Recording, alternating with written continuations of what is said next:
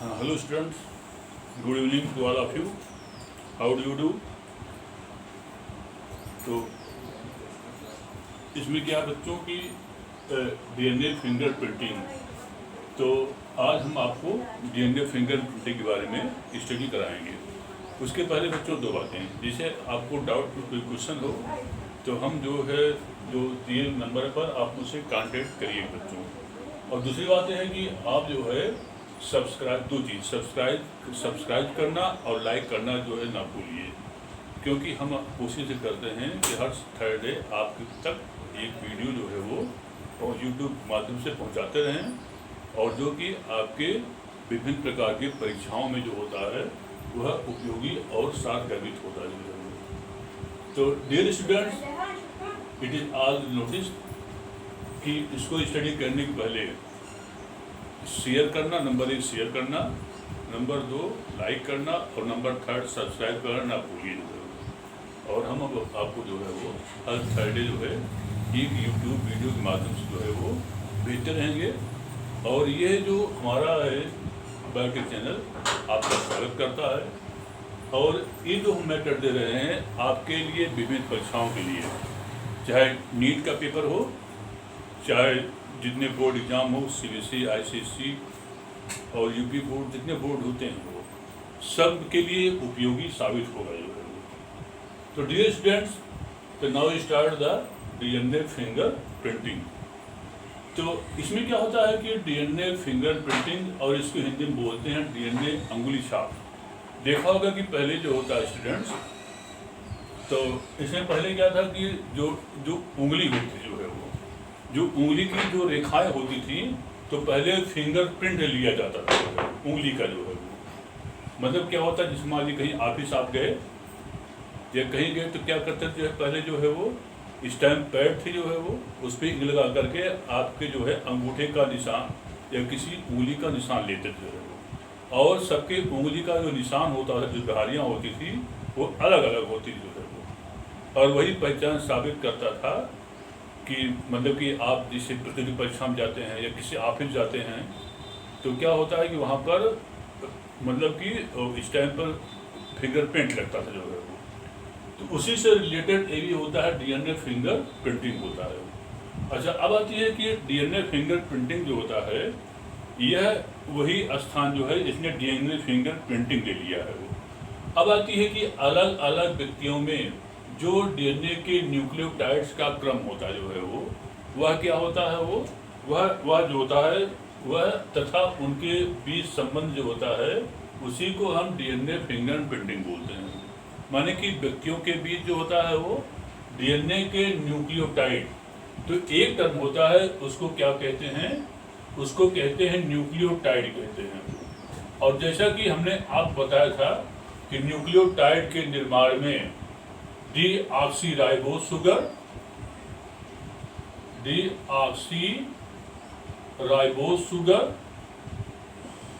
और प्लस होता है फास्फोरिक एसिड और प्लस होता है नाइट्रोजनस बेस। तो यही तीनों मिलकर के न्यूक्लियोटाइड का निर्माण करते हैं। तो अब आती है कि जो न्यूक्लियोटाइड जो होता है, यह न्यूक्लियोटाइड जो होता है फिंगरप्रिंट, माने कि न्यूक्लियोटाइड जो होता है उनके जो संबंधी होते हैं वही जो होता है उसी को हम डीएनए फिंगरप्रिंट बोलते हैं। अब आती है कि स्टूडेंट्स, अगला आपके पास दिमाग एक पहुंचेगी कि father of DNA finger printing किसे कहा गया है। Father of DNA finger printing, father of DNA finger printing, और इसको कहा गया है एलेक्स जेफरी को father of DNA finger printing कहा गया है, क्योंकि इन्होंने जो है वो सबसे पहले इसकी जो है नींव रखी, ओढ़नी रखी जो है वो। अब आती है कि ये तो बात रही कि फादर ऑफ डीएनए फिंगरप्रिंटिंग, किसको एलेन जेफरी कहा गया है वो। अब आती है कि father of Indian. Next question student arise करता है कि फादर ऑफ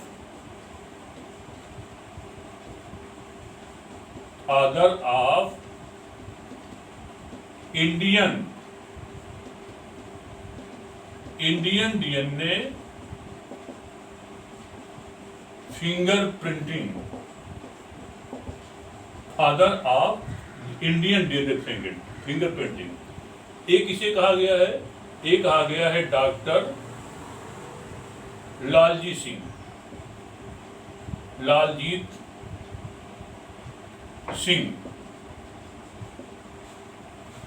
सिंह को जो है वो father of DNA finger printing कहा गया जो है। अब आती है कि जो एक डॉक्टर साहब से जो है वो ये सेंटर फॉर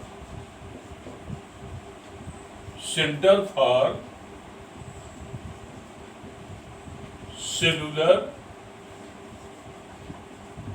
एंड मॉलिक्यूलर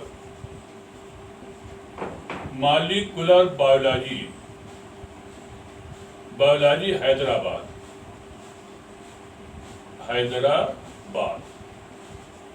तो centre for cellular and molecular biology Hyderabad, जहाँ पर कि डीएनए का फिंगर प्रिंटिंग होता है वो, वहाँ के एक डायरेक्टर थे जो है डॉक्टर लालजीत सिंह। और डॉक्टर लालजीत सिंह उत्तर प्रदेश के रहने वाले हैं वो। तो इनको father of Indian DNA finger printing कहा गया है वो डॉक्टर लालजीत सिंह। हालांकि इनके सहयोगी भी थे, लेकिन इन्हीं को ही डॉक्टर लालजीत सिंह को क्या कहा गया है, father of Indian DNA finger printing कहा गया है। अब आती है कि डियर स्टूडेंट्स, अब आती है कि इसमें क्या होता है, इस डीएनए फिंगर प्रिंटिंग में तो इसको प्रोसेस क्या होता है वो प्रोसेस शुरुआत करने के पहले हम आपसे डिस्कस करते हैं कि डीएनए फिंगर प्रिंटिंग जो होता है इसको कैसे, इसका सोर्स कहाँ से डीएनए को एक्सट्रैक्ट करते हैं वो, और इसका माने कि इसको क्यों किया जाता है। तो डियर चिल्ड्रंस, इसमें क्या होता है कि जो डीएनए फिंगर प्रिंटिंग होती है, इसको अगर स्किन है वो, तो स्किन सेल से, स्किन सेल, और अगला होता है वेजाइनल फ्लूइड,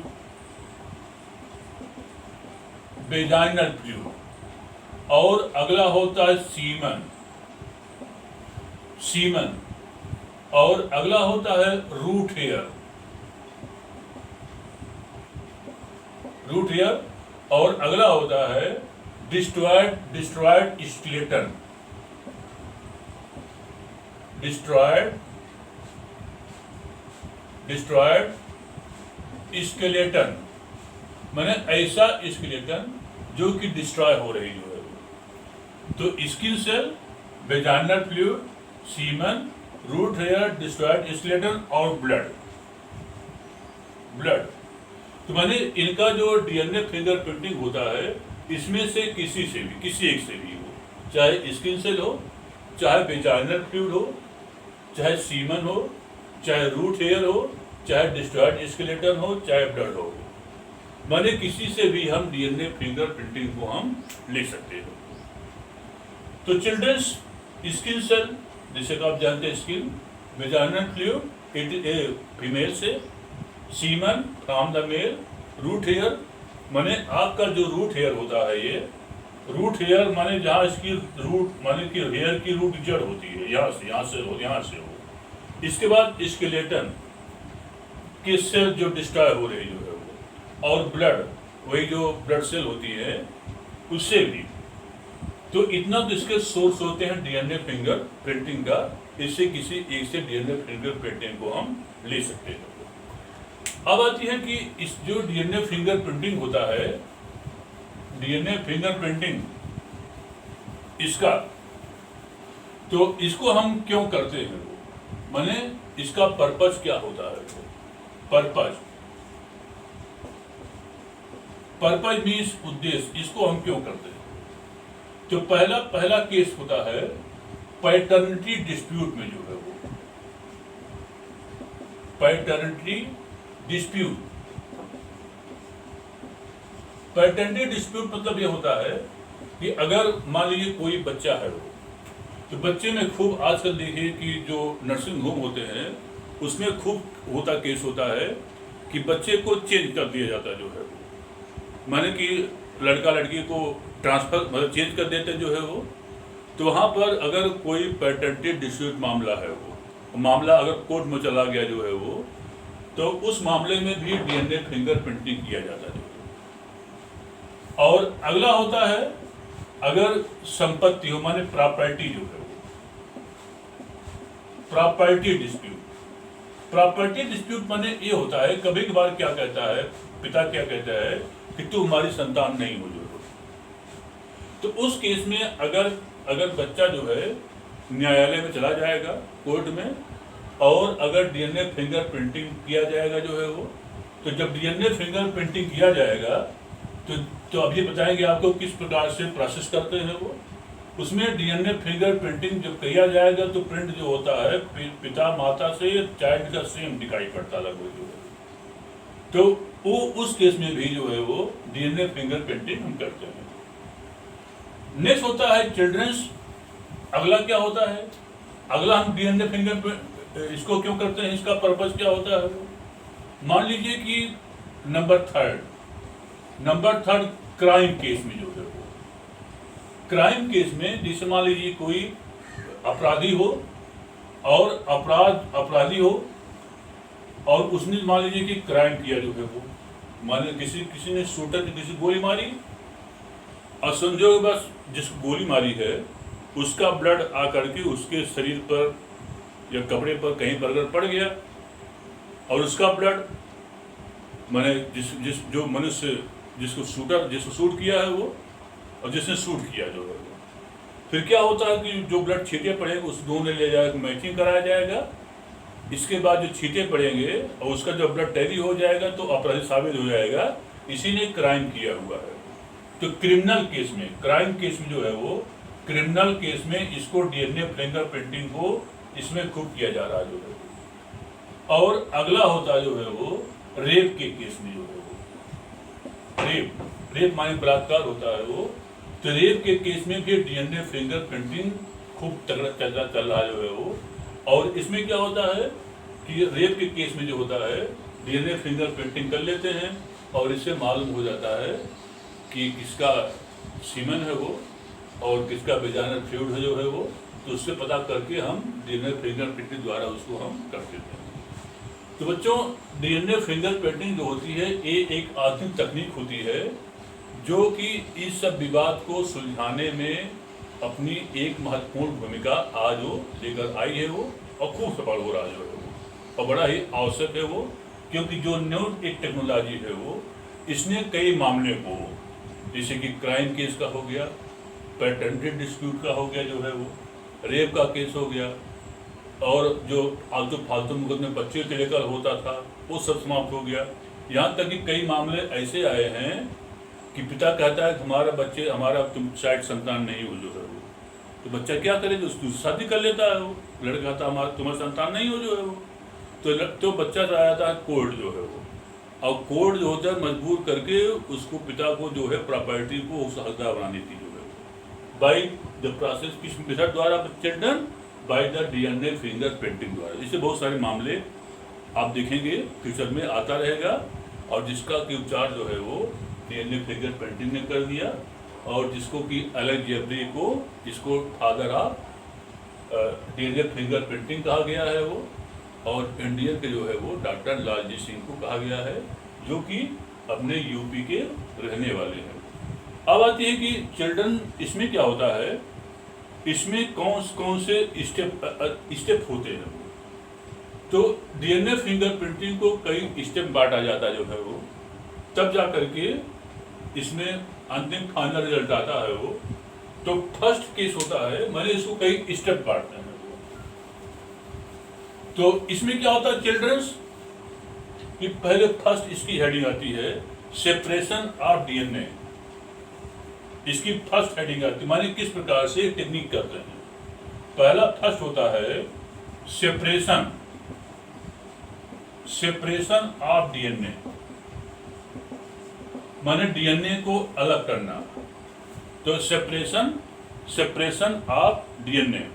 तो बच्चों इसमें क्या होता है, जैसा कि हमने बताया कि डीएनए का जब डीएनए फिंगरप्रिंटिंग करते हैं, इसका सोर्स वही, चाहे ब्लड हो, माने ब्लड का सैंपल लेते हैं, या वेजाइनल फ्लूइड हो गया, सीमन हो गया, और डिस्ट्रॉयड स्केलेटन, ये सब डीएनए का सैंपल लेते हैं।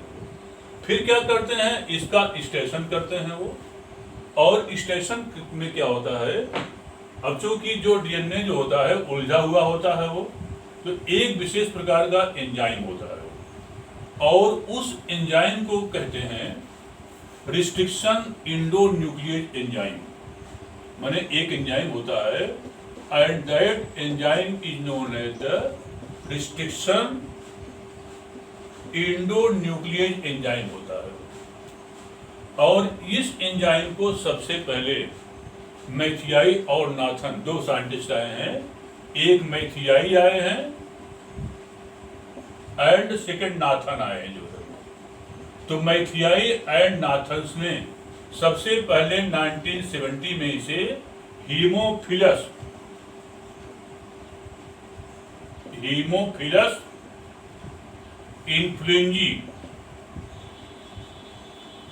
इन्फ्लुएंजी नामक इसे बैक्टीरिया से इसको तैयार किया जो है। अब रिस्ट्रिक्शन इंडोन्यूक्लियेज एंजाइम जो होता है, इसको मॉलिक्यूलर सीसर भी कहते हैं। बड़ा इंपॉर्टेंट पॉइंट है for the board and NEET also. इसे जो है मॉलिक्यूलर सीसर्स माने आणविक कैंची विच्छेदन कहते हैं। किस एंजाइम को? रिस्ट्रिक्शन इंडोन्यूक्लियेज एंजाइम जो है। और ये एंजाइम क्या काम करता है कि इसमें कुछ ऐसे पॉइंट होते हैं जिसको कि पैलिंड्रोम पॉइंट बोलते हैं। माने डीएनए में कुछ ऐसे पॉइंट होते हैं जिसको कि पैलिंड्रोम पॉइंट बोलते हैं। और पैलिंड्रोम पॉइंट वह पॉइंट होता है जहां पर कि नाइट्रोजनस बेस का रिपीटिशन होता है, माने पुनरावृत्ति होती है, जैसे जीसीसी। तो इस साइट को यह रिस्ट्रिक्शन इंडोन्यूक्लियेज एंजाइम पहचानता है, और उसी जो होता है पॉइंट से यह एंजाइम निक या कटाव को उत्पन्न करता जो है वो। अब आती है कि जो पैलिंड्रोम पॉइंट होता है, इसी पैलिंड्रोम पॉइंट जो होता है यह प्रत्येक प्राणी में, माने कि जीवधारी में क्या होता है वो, यह एक अलग अलग होता जो है वो। माने एक प्राणी का जो डीएनए होता है दूसरे प्राणी के डीएनए से क्या होता है, ये अलग होता है, पैलिंड्रोम कारण जो है वो। अच्छा, अब आती है कि तो ये जो पैलिंड्रोम पॉइंट होता है, जैसे पैलिंड्रोम पॉइंट हुआ, इसके बाद फिर नॉर्मल एटीजीसी आता है वो, तो इसके बाद फिर पैलिंड्रोम पॉइंट आता है वो। जब ऐसे खंड दिखाई पड़ते हैं तो इस प्रकार के डीएनए को, इसको हम जंक डीएनए कहते हैं। क्या कहते हैं इसको? हम जंक डीएनए कहा जाता है। माने जंक डीएनए वो होता है जहां पर कि फिर पैलिंड्रोम पॉइंट हो, फिर नॉर्मल और फिर पैलिंड्रोम पॉइंट होता है, उसको क्या बोलते हैं? उसको हम जंक डीएनए बोलते हैं। अब आती है कि ये जो रिस्ट्रिक्शन इंडोन्यूक्लियेज एंजाइम होता है, ये क्या काम करता है कि इस डीएनए पीस को जगह जहां पर बेस रेप्टेशन होती है, वो जगह जगह पीस से काट देता है और काट करके छोटे बड़े खंडों में जो होता है वो इसको तोड़ देता जो है। और जब तोड़ता है तो इस केस में क्या होता है कि डीएनए के न्यूक्लियोटाइड क्रम में एक टर्म आता है, उसको बोलते हैं VNTRS, और उसको हिंदी में कहते हैं वेरिएबल नंबर ऑफ VNTRS का फुल फॉर्म होता है variable of tandem repeats. Variable tandem repeats कहते हैं वो। Variable number VNTRS, variable number tender repeats बोलते हैं। माने क्या मतलब कि जब एक नाइट्रोजनस बेस की जब एक चेन दिखाई पड़ती है उसको कहते हैं VNTRS या variable number of the tandem repeats कहलाता जो है वो। अच्छा, अब आती है कि ये तो कह रहा, तो इतनी पॉइंट रहे। फिर नेक्स्ट हेडिंग आती है जेल इलेक्ट्रोफोरेसिस, चिल्ड्रंस। नेक्स्ट आता है इसमें पॉइंट, नेक्स्ट पॉइंट, और उसको कहते हैं जेल इलेक्ट्रोफोरेसिस। जेल इलेक्ट्रोफोरेसिस, तो जेल इलेक्ट्रोफोरेसिस में क्या करते हैं कि इस केस में क्या होता है कि डीएनए को एक विशेष प्रकार की पट्टी होती है और उसको हम एगेरोज स्ट्रिप बोलते हैं और वह एगेरोज जेल से पट्टी बनी होती है। तो क्या करते हैं कि इसी एगेरोज जेल की पट्टी पर हम इलेक्ट्रिक की सप्लाई करते हैं। तो जब इलेक्ट्रिक की सप्लाई करते हैं तो जो डीएनए का देखिए हमारी एगेरोज जेल हो गया। जब एगेरोज जेल पर चिल्ड्रंस इलेक्ट्रोफोरेसिस करते हैं, माने इलेक्ट्रिक सप्लाई करते हैं वो, तो इलेक्ट्रिक स्पार्किंग की वजह से इसमें जो लॉन्ग डीएनए होता है वो और लॉन्ग डीएनए के बीच जो शॉर्ट डीएनए होता है वो, तो लॉन्ग डीएनए जो होता है ये तो किनारे की ओर, और उसी अनुसार से पहले यहाँ पर लॉन्ग डीएनए, फिर लॉन्ग डीएनए, फिर उससे छोटा, फिर उससे छोटा, फिर उससे छोटा, फिर उससे छोटा, माने लॉन्ग डीएनए आगे की ओर, माने शुरुआत में ही, और क्रमशः जो होता शॉर्ट डीएनए का फैलाव हो जाता है। माने कि शुरुआत में लॉन्ग डीएनए, इसके बाद धीरे धीरे करके शॉर्ट डीएनए फ्रेगमेंट्स का फैलाव होता हुआ आगे बढ़ता चला जाता है जो है। और एक टेक्निक इसको क्या बोलते हैं, इसको कहते हैं इलेक्ट्रोफोरेसिस कहते हैं जो है। और इस क्रिया में जो होता है, इस क्रिया में डीएनए के खंड जो होते हैं बहुत तेजी से आगे बढ़ते हैं, और यह क्रिया क्या कहलाती है, इसको हम इलेक्ट्रोफोरेसिस कहते हैं। ये क्या कहते हैं इलेक्ट्रोफोरेसिस। इलेक्ट्रोफोरेसिस क्यों बोलते हैं, क्योंकि इसमें जो होता है पावर सप्लाई करके डीएनए के पीस को अलग कर लेते हैं जो है। तो बड़े डीएनए इधर की ओर और छोटे डीएनए क्रमशः आगे की ओर बढ़ जाते हैं। नेक्स्ट चिल्ड्रंस, इसमें नेक्स्ट पॉइंट आता है प्रोब। प्रोब मीन्स इसमें binding of probe with VNTRs, binding with probe, binding of probe with VNTRS, binding of probe with VNTRS। तो इसमें क्या होता है बच्चों, इसमें प्रोब होता है वो, माने विशेष रसायन द्वारा जो है वो प्रोब, रेडियोधर्मिता प्रोब को तैयार करते हैं। और इसमें variable number of tandem repeats जो होते हैं उसके, जैसे मान लीजिए कि एडेनिन और थाइमीन है, तो गुआनिन और साइटोसिन है। तो एडेनिन और थाइमीन के बीच में 2 हाइड्रोजन बॉन्ड होता है, और गुआनिन और साइटोसिन बीच 3 हाइड्रोजन बॉन्ड होता है वो। तो ये हाइड्रोजन बॉन्ड टूट जाते हैं, जैसे एडेनिन थाइमीन के बीच में एक बॉन्ड टूट जाता है, 2 हाइड्रोजन बॉन्ड, यहाँ पर 3 हाइड्रोजन बॉन्ड टूट जाते हैं वो, और ए बॉन्ड जो होता है वो टूट जाते हैं वो। और उसका परिणाम क्या होता है कि डीएनए के जो दोनों स्टैंड होते हैं, ए जैसे मान लीजिए यहाँ पर एडेनिन हो तो यहाँ पर थाइमीन हो जाएगा, यहाँ पर गुआनिन तो यहाँ पर साइटोसिन हो जाएगा। जब ये बॉन्ड टूट जाता है तो डीएनए के दोनों स्टैंड क्या हो जाते हैं, वो अलग अलग हो जाते हैं। अब आती है, इसके बाद क्या होता है कि अब एक सूत्री जो ए डीएनए होता है वो, और जो प्रोब होता है वो, प्रोब होता है, और ये जो प्रोब होता है और डीएनए होता है वो, दोनों को हम क्या करते हैं कि एक साथ, देखिए यहाँ पर क्या है वो, माने कि इसमें क्या होता है वो कि प्रोब को अच्छा इसमें क्या करते हैं जो है वो कि जो ये डीएनए होता है, डीएनए को पहले फिल्टर पेपर द्वारा इसको अलग कर लेते हैं, ट्रांसफर टू द मेम्ब्रेन्स, और इसमें जो होता है उसको बोलते हैं, दो सिस्टम होता है वो, सदर्न ब्लॉक और नॉर्दर्न ब्लॉक सिस्टम बोलते हैं बच्चों।